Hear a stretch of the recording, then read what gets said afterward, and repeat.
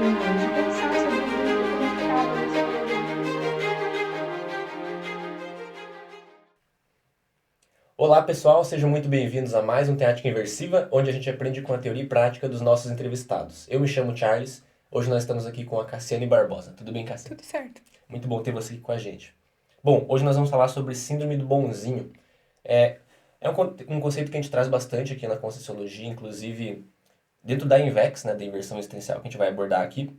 E algumas pessoas às vezes podem pensar que bonzinho é um termo positivo, né? De ser bom com as pessoas, mas na verdade a gente vai trazer aqui algumas manifestações que podem prejudicar a pessoa a partir da síndrome do bonzinho, tá? A gente vai trazer algumas diferenças por aqui, tá bom?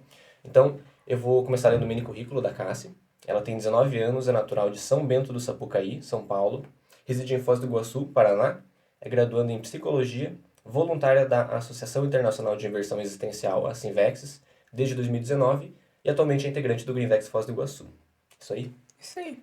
Então, para começar, eu gostaria que você falasse, Cássia, o que é a síndrome do bonzinho. Então, a síndrome do bonzinho, ela é caracterizada pela pessoa ela querer agradar sempre as pessoas, né? Igual você comentou, às vezes a pessoa acha que ser bonzinho, às vezes é uma habilidade, uma qualidade, mas muitas vezes, né, pelo estudo da síndrome em si, é uma coisa que atrapalha a pessoa a vivenciar as coisas ali até as necessidades dela, né? Porque às vezes ela abre mão tipo, das vontades, das coisas que ela acha que é importante para agradar outras pessoas, né? Uhum. Então vem bastante dessa questão de querer agradar, às vezes submetendo algumas coisas, situações que ela não queria fazer, né? Sim. Ah, Pra ficar entendi. bem ali e tal, na fita. Aham. Ah, bacana. É, com certeza é uma manifestação bem predominante na juventude, atualmente, Sim. né?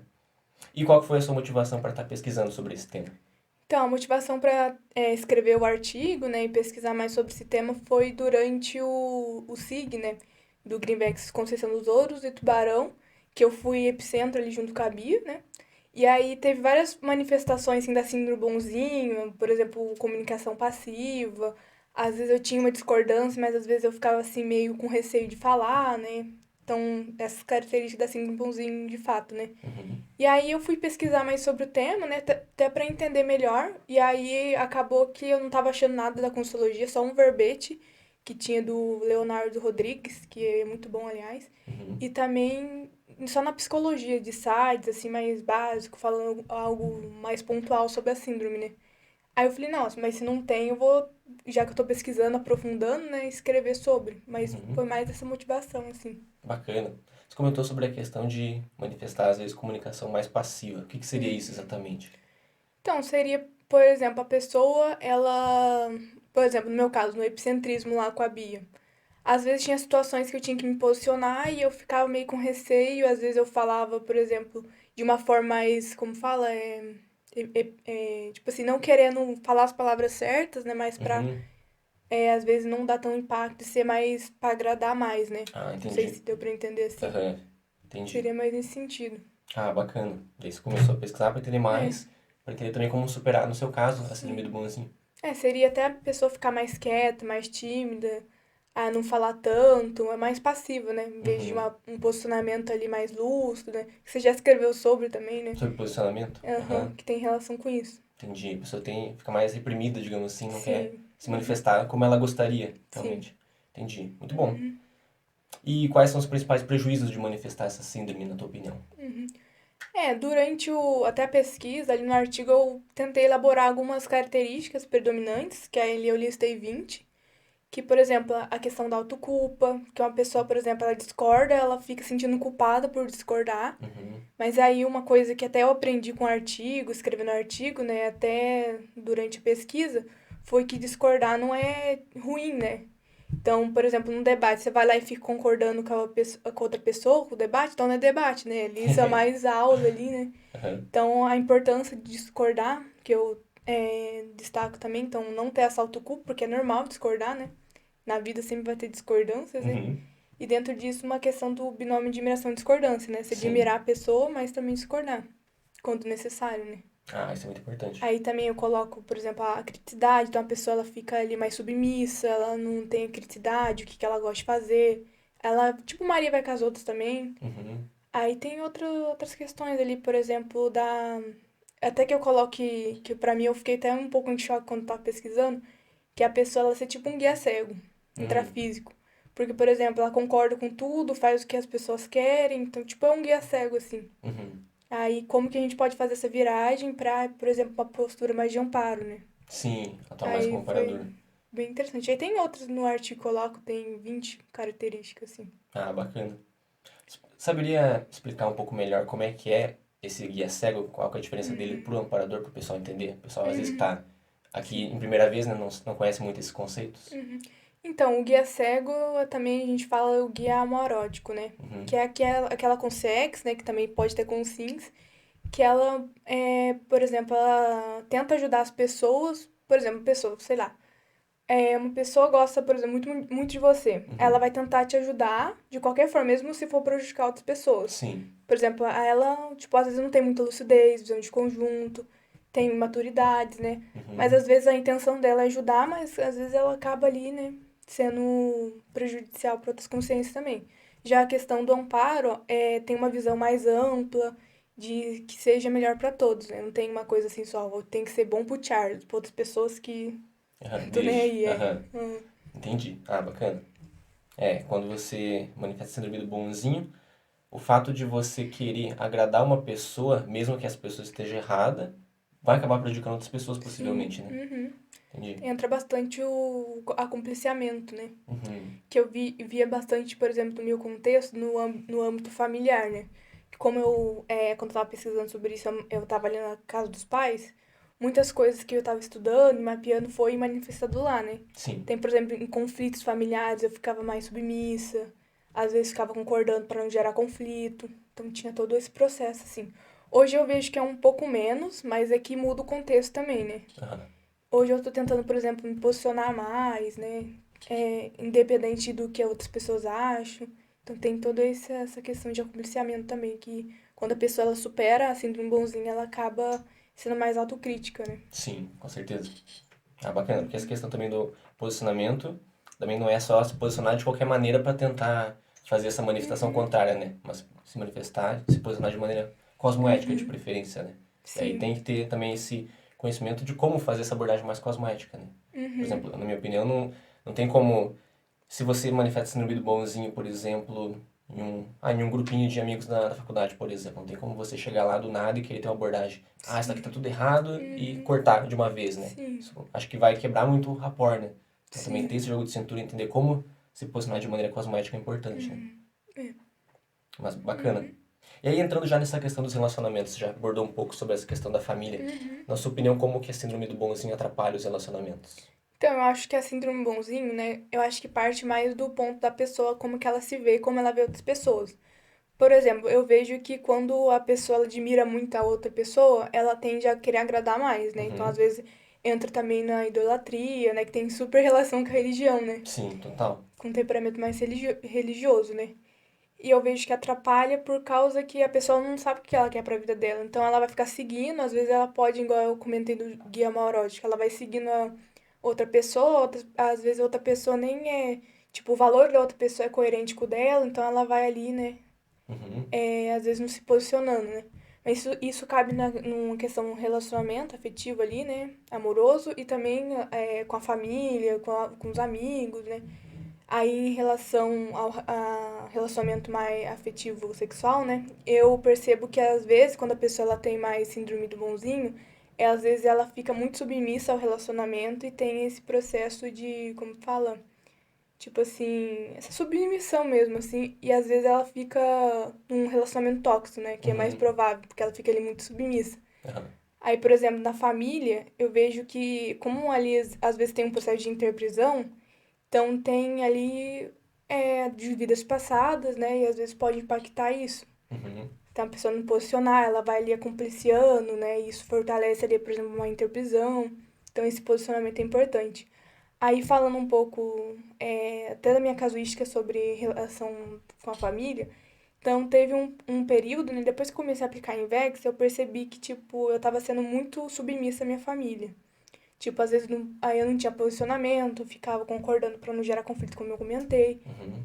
E aí eu meio que falei, não preciso sempre concordar, né, com os familiares, né. E pra mim virou uma chave nesse sentido, porque como eu sempre queria agradar, aí teve um ponto que eu falei, não, tem que aumentar minha criticidade, né? E aí meio que foi, por exemplo, aí acho que até com o porão consciencial misturou ali, aí eu achava que eu tava sendo autocrítica, mas na verdade tava sendo mais rebelde, então tem Uhum. esse pique, assim, né? Que, por exemplo, a pessoa não vai, igual você falou, chegar ali no grupinho e falar tudo que você acha, né? Então tem que ter esse equilíbrio, né? Sim, importante. Ah, muito bom reconhecer esses traços na própria manifestação e a partir Sim. disso fazer o movimento para buscar mudar isso. Uhum. Você comentou inclusive sobre o porão consciencial. Você poderia definir para o pessoal, explicar o que é o porão consciencial e qual que é a relação dele com essa síndrome do bonzinho? Uhum. O porão consciencial, geralmente, ele. Acho que geralmente não. Ele sempre é manifestado assim na juventude, ali no início, até um pouco do fim da terceira infância, né? Até Uhum. ali a adolescência. Que ele é caracterizado por manifestações mais instintivas, ali, mais de animal, de bicho, assim, que tem todo o processo hormonal, né? Da Uhum. pessoa ali, na juventude, a construção ali da identidade da pessoa também, aí que envolve, por exemplo, que impacta no porão consciencial a influência mesiológica da família. Então Uhum. seria mais esse processo de hormônio, né? De mais, como fala, um novo corpo, adaptação ali, né? Sim, entendi. Aí é como que a síndrome do Zinho, né, relacionada ao porão consciencial, Isso. né? Eu vejo que assim, a pessoa boazinha, geralmente ela é reprimida, né? Então, às vezes, eu acho que as coisas que ela quer fazer, ela reprime através da síndrome do bonzinho. Uhum. Eu penso mais nesse sentido. Então, por exemplo, até na questão familiar, às vezes tem muito, pode ser até por causa de trauma de infância, né? Então a família é bastante conflito, tipo, tem bastante conflito, Uhum. aí ela acaba sendo boazinha pra não, para lidar com aquele conflito, né? Que Sim. eu tava até avaliando, que é, por exemplo, eu tenho três irmãs, né? E, tipo, a que tem mais síndromezinho ali é eu. Hum. Então é interessante também relacionar com o temperamento pessoal e como que manifesta a questão do porão consciencial, né? Aham. Então, qual que foi minha tendência ali nessa fase? Foi me fechar e só concordar, né? E aí Entendi. teve outras que foram diferentes, né? Ali, às vezes, posicionando, né? Então, acho que entra bastante o temperamento da pessoa no porão consciencial, como que a síndrome do bonzinho, ela se manifesta, né? Aham. Ah, é importante isso, porque quando a gente fala de porão consciencial, são traços mais que a gente considera primitivos, né? Traços Sim, fardos, né? Aquelas aham, qualidades ruins que a gente uhum, manifesta. E aí, a gente considera, né, dentro do paradigma consciencial, a multiexistencialidade, né? uhum, Multidimensionalidade, que a gente traz isso de outras vidas. E é um dos motivos, uma hipótese plausível de por que a gente manifesta com tanta intensidade, né? Desde sim, cedo. Que provavelmente, em muitas vidas, a gente já vem exercitando isso, né? Em muitas sim, vidas talvez a gente tenha sido bonzinho, né? Demais. E sim, aí isso fica muito aflorado em alguns casos. Eu também, particularmente, em uhum, algumas situações, até um tempo atrás, manifestava muito frequentemente a síndrome uhum. do bonzinho. E aí tenho buscado também fazer um movimento para eliminar isso o máximo possível. É que você comentou também de Série X, né? Esse processo de Uhum. muitas vidas, né? Até na pesquisa tinha uma colocada a hipótese, assim, de o temperamento religioso, né, ajudar nessa síndrome. Porque, por exemplo, no Transvido ali a gente, pode ser que a gente foi religioso, só Sim. seguia, tinha que agradar todo mundo para virar santo, né, vamos dizer. Então a gente teve que se submeter a várias coisas que a gente às vezes ficava reprimindo, né, pra às vezes não manifestar ali, por causa de um processo religioso, né. E aí é interessante a gente entender que nessa vida a gente não precisa ficar tipo, por exemplo, uma pessoa mais velha que você falar alguma coisa, você achar que é verdade porque ela é mais velha, né? Tipo, idolatria. Então a gente tem que Uhum. entender que agora essa vida é oportunidade de mudança, né, também. Com certeza. Exatamente. Muito bom. E você comentou sobre a importância de buscar olhar para o nosso temperamento, né? Eu vejo que isso tem muito a ver com autopesquisa. Na tua Uhum. opinião, qual que é a importância da autopesquisa para superar a síndrome do bonzinho? Eu acho que é fundamental, né? Porque a síndrome do bonzinho, ela é uma coisa mais interna da pessoa, né? Às vezes ali pode ter, sei lá, uma baixa autoestima, que geralmente a maior parte dos casos são por causa disso, né? Uhum. Então, às vezes a pessoa, por exemplo, no debate, ela acha que a opinião dela não é boa. Então ela fica mais quieta, então entra na comunicação passiva. Sim. Então aí, por exemplo, igual a gente comentou de relacionamento de amizade, família, amoroso, então a pessoa ela acha que a ideia dela ou o que ela pensa não é relevante, e às vezes ela acaba submetendo as coisas alheias, assim, pra, né? Uhum. Até uma analogia que eu fiz uma vez, que é, por exemplo, que eles falam de lavar roupa suja, né? Aí eu fiquei pensando, né, tipo, no literalmente, por que lavar roupa suja? Aí eu fiquei tentando voltar um pouco. Por exemplo, se a pessoa tem uma roupa branca, e aí cada desconforto que ela passa, coisa que ela não posiciona, vai sujando um pouquinho. Uhum. Aí ao longo da vida aquela blusa fica suja, né? Então quanto ela mais se reprime, mais ela vai ficar ali tipo assim, é, tipo, quando ela reprime, ela vai Uhum. ficar guardando pra ela e a blusa vai ficar mais suja, né? Sim, aham. Então eu fiquei pensando nisso, aí de lavar roupa suja, né? Porque uma hora a pessoa ela vai ter que olhar pra ela, ver o que ela tem de desconforto, que ela precisa se posicionar mais, que contexto que pode ajudar, né? No dia a dia que ela tem ali que às vezes ela manifesta essa síndrome, e refletir, né? Uhum. Também, reflexão. Muito importante, legal. Gostei da analogia. A autopesquisa ajuda a gente É a se limpar, limpar, né? né? Aham. Assim. Bacana. Muito bom. E assim, além da, claro, da autopesquisa em si, tem alguma outra ferramenta ou técnica que você utiliza para superar a síndrome do bonzinho, que você vê que é importante? Uhum. Uma coisa que eu acho que é também fundamental é a pessoa ela começar a ver os trafores dela, valorizar. Uhum. Porque geralmente quando a pessoa ela tá querendo agradar, ela tem ali uma carência afetiva, né? Sim. Então ela desvaloriza os trafores dela. A partir do ponto que ela começa a valorizar isso, ela começa a ficar assim, mais autoconfiante, né? Aí ela Uhum. vai conseguir se posicionar mais, né? Que às vezes até é uma autoficção que ela tem dela mesma. Então ela, igual a gente comentou da autopesquisa, ela se conhecer melhor e ver a realidade dela, né? Sim. Que ela também tem trafores, que ela tem coisa pra mudar também, mas ela tem aquelas ferramentas que ela pode usar pra superar, né? Aham. Aí outras ferramentas que eu uso, que eu usei também, né? No contexto familiar, é me posicionar mais, né? Uhum. E como eu comentei, teve horas assim, teve momentos que por eu consciencial, ali, a rebeldia aumentava, né? Então não Uhum. tinha muito esse equilíbrio. Mas aí, ao longo do tempo, quando eu fui praticando isso, eu fui percebendo que ficou mais retilíneo, assim, mais equilibrado. Uhum. Aí até a relação com a família foi mudando, né? Uma convivência assim mais autêntica. Sim. Então a importância da superação nos relacionamentos, a pessoa vê o que no relacionamento dela, né? De seja de amizade, relacionamento em geral, o que tá manifestando isso, né? Se lá uma amizade que ela tem ali que tá manifestando isso, o que ela pode mudar, né? Uhum. Quais são os valores que ela tem que às vezes não são compatíveis. Então, esse processo de autopesquisa. Uma coisa que ajudou também o Greenvex, que eu comecei a falar mais, né? Foi no Sim. Greenvex que a gente identificou isso também. Uhum. Então, que o Greenvex ele é uma oportunidade boa, assim, pra pessoa colocar as ideias dela. Sim, também acho. É, acho que tem outras, assim, por exemplo, o Código Pessoal de Cosmoética, que a pessoa Também. ela coloca ali umas condutas que ela pode fazer no dia a dia pra melhorar as condutas, assim, né? Aham. Algumas coisas. Ah, bacana, são boas ferramentas. Você Uhum. comentou sobre o Greenvex. Poderia explicar o que é o Greenvex? Então, o Greenvex ele é um grupo de inversor existencial, né? Então, são pessoas que aplicam a técnica da Invex que se reúnem ali, por exemplo, uma vez por semana para debater sobre inversão essencial, né? Sim. E aí nesse grupo ele ajuda por causa que ali é sobre Invex, né? Então às vezes tem opinião contrária e às vezes tem discordância. Então a gente até do Greenvex, Conceição na época a gente escreveu sobre binômio de admiração e discordância no Greenvex, que a gente tava percebendo algumas condutas em comum, né, de síndrome bonzinho, por exemplo, Uhum. de querer agradar.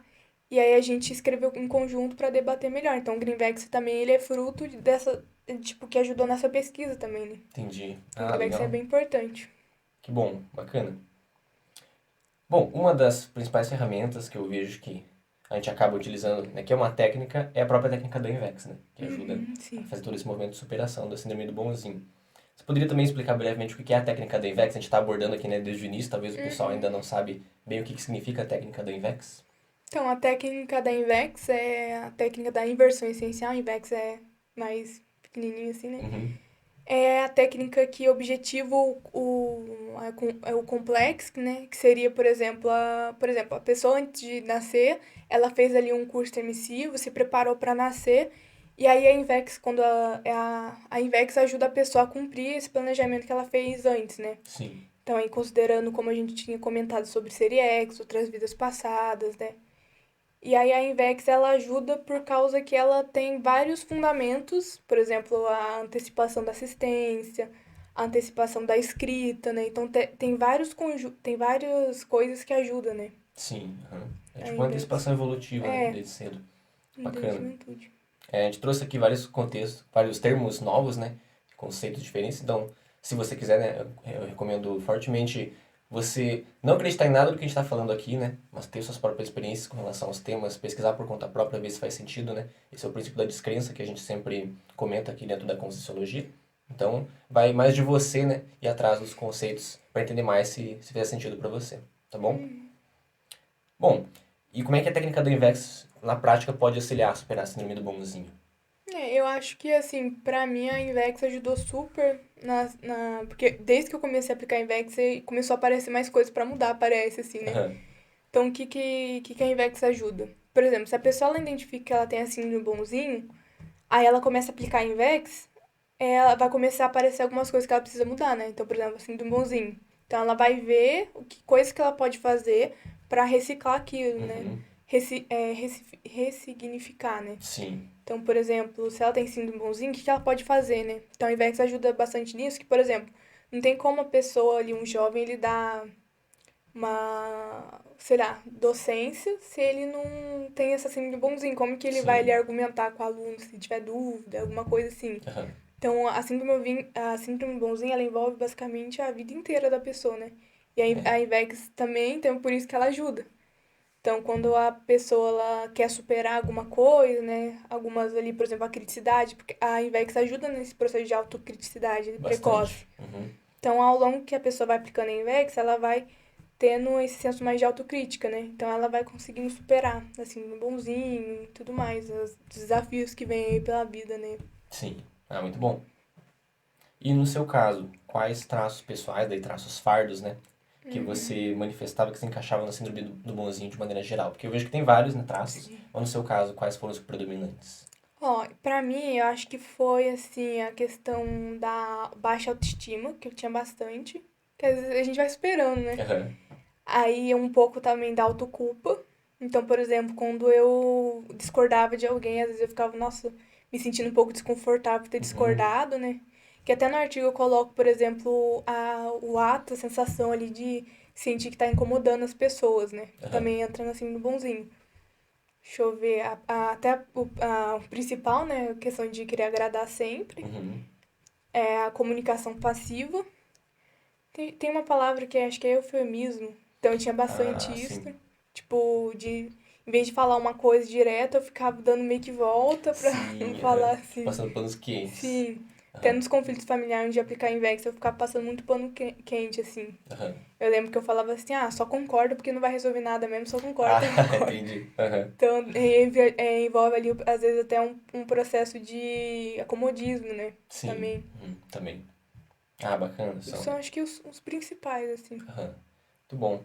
É, alguns também, na minha pesquisa pessoal também reconheço essa parte. E você comentou, inclusive, sobre a autoculpa. Acho interessante porque, assim, a autoculpa. A pessoa pode tanto se sentir culpada quando ela tá agradando a pessoa, né? No caso, ela vê que tá sendo agradadora, já tá querendo fazer o movimento. E daí se sente mal, né? Por isso ainda, errei de novo. Ainda tô sendo agradadora, tô sendo bonzinha.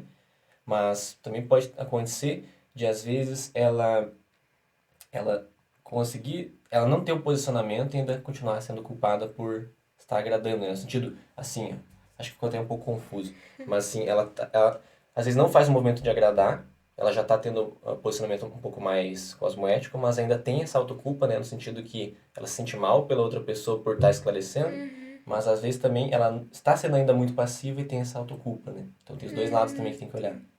É que no fundo, assim, a pessoa tá querendo aprovação, né? Sim. Então, como eu comentei, tem muita relação com a carência afetiva, que tem um artigo da Paula Gabriela que ela fala sobre isso, né? Sobre superação da carência afetiva, Uhum. que tem super relação, né? Porque quando a pessoa ela quer agradar, ela meio que reprime o que os valores dela, até, por exemplo, o que ela acha que é certo, pra seguir ali, pra ela não ficar bem na fita, vamos dizer assim. Sim, também. Que envolve tudo isso aí. Também envolve perda da autenticidade, né? Que você já comentou um pouco. Sim. Porque a Uhum. autenticidade é você se manifestar como você gostaria de se manifestar, né? Sim. E aí a autenticidade consciencial a gente considera dentro da Conscienciologia uma manifestação mais cosmoética, né? Digamos assim. Enquanto consciência, eu não estou buscando prejudicar ninguém, né? Mas aí a Sim. partir dessa falta de autenticidade, pela síndrome do bonzinho, acaba que fica prejudicado, né? A Sim. manifestação. Teve até uma época, assim, que quando eu comecei a aplicar Invex, eu fiquei questionando tudo, assim, né? Aham. tipo, até as coisas que eu fazia, coisas da família, eu ficava questionando. E aí até uma coisa que eu tava pensando, que, por exemplo, eu cheguei na consultoria muito nova, assim, né? Com 14 anos eu comecei a aplicar Invex, aí eu comecei a questionar essas coisas. Uhum. Por exemplo, por que que eu tô na consultoria? Eu ficava questionando isso, né? O intuito pra não seguir o rumo, né? Tipo, Sim. aí eu fiquei pensando, por exemplo, se a minha família fosse ali católica, eu seguiria? Aí eu fiquei, talvez, né? Aí eu Uhum. fiquei pensando, né, refletindo qual que é o sentido de eu estar na Consciologia, né, pra não ficar igual outras da religião, né, só Aham. seguir o rumo. Então aí foi um movimento que eu fiz que eu acho que é importante, né? Porque às vezes a gente nasce na mesologia, às vezes ali da família, que é da Consciologia, e a gente só segue assim, né? A gente não Uhum. sabe por que a gente tá seguindo aquilo, às vezes fica mais robótico, né? Sim. Então entra isso também na pessoa, ela vê o que que ela quer pra vida dela, né? Que entra, às vezes, até na superação da síndrome bonzinho. Uhum. Que valores que ela tem, o que trafores que ela tem, qual que é o diferencial dela, né? Então ela se conhecer mais, né? Como a gente comentou da auto-pesquisa, pra ela não ficar seguindo outras pessoas, ela ter mais liberdade, assim, de expressão. Com certeza. Isso é muito importante, né? Porque dos princípios que a gente mais aborda aqui dentro da Invex é o jovem pensar por conta própria, né? O livro Pensar na Juventude. Sim, E eu também, inclusive, também veio de família conscienciológica, né? E no começo estava mais porque os outros estavam. sim, Então, quando você começa a ter essa visão mais autocrítica, começa a pensar, né? Realmente se de fato isso é para mim, onde é que eu quero seguir, né? Por conta própria. Isso é muito importante. sim. Aí a pessoa chegar na conclusão que às vezes ela tá fazendo as coisas por ela mesma, né? Sim. Porque eu vejo que até na síndrome bonzinho, a pessoa ela tenta terceirizar muitas responsabilidades. Aham. Então, por exemplo, sei lá, a gente vai lá no cinema, coisa básica assim, né? Sei lá, vai lá no cinema e você queria um determinado filme. Aí seu amigo queria outro filme. Uhum. Aí você vai no filme da outra pessoa, né? Você abre mão ali da necessidade. Aí se o filme for ruim, você fala, não, porque você escolheu, né? Então Aham. tem essa, tipo, não assunção ali, né? Sim, tem. Que Ah, é bacana. importante. Até na questão das escolhas, né? A pessoa ela começar a assumir mais as coisas ali, em vez de ficar esperando a outras pessoas responder ou escolherem por ela, né? Sim, importante também. E você comentou também sobre o artigo, né, que você escreveu sobre a síndrome do bonzinho. Como é que a escrita do artigo te ajudou na superação e a ter mais teática, né, para abordar a síndrome do bonzinho?